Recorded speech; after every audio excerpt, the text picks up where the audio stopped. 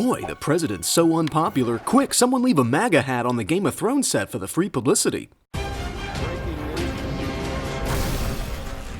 I was off last week, so let's do a quick review of all the stories I missed. Rudy Giuliani canceled his trip to the Ukraine, not because you can't press a foreign country to interfere in our election, but because he wouldn't sit still for his passport photo. Trump's taxes prove he lost $1 billion from 1985 to 94, though I can't judge, I made some risky investments back then too.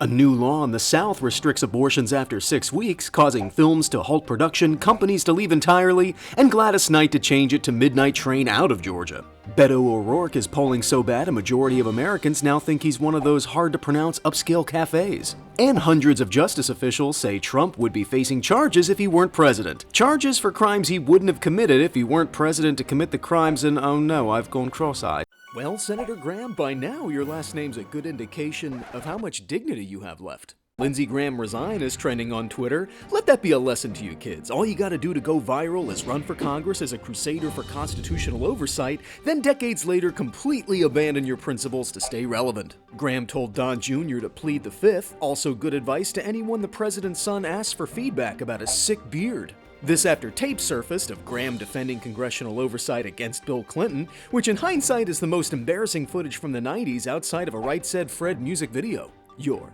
too testy for your job, too testy for your job. And if I could reference another 90s song, Don Jr., you should testify! They're right outside your door! Someone tell Lindsey Graham if you replace Bill with Don and Monica with Vladimir, it's honestly not that different of a situation. Except instead of a blue dress, it's a Russian mattress.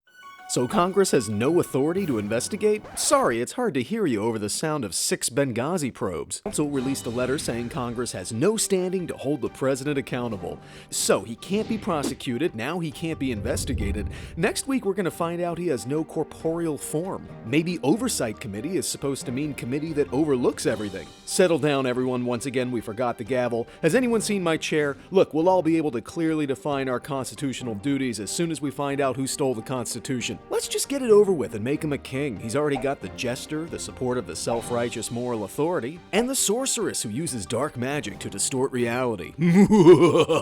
Come on, he's got Henry VIII's view of marriage, Richard III's spine, and Elizabeth I's hair that is not fooling anyone.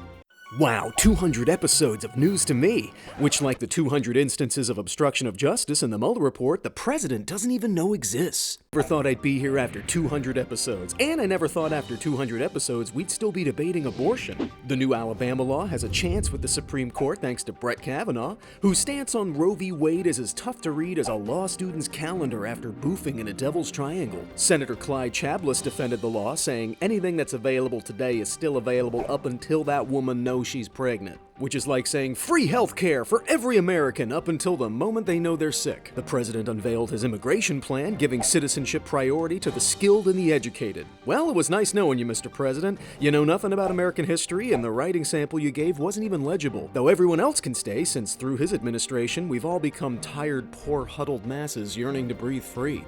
Cool? Cool?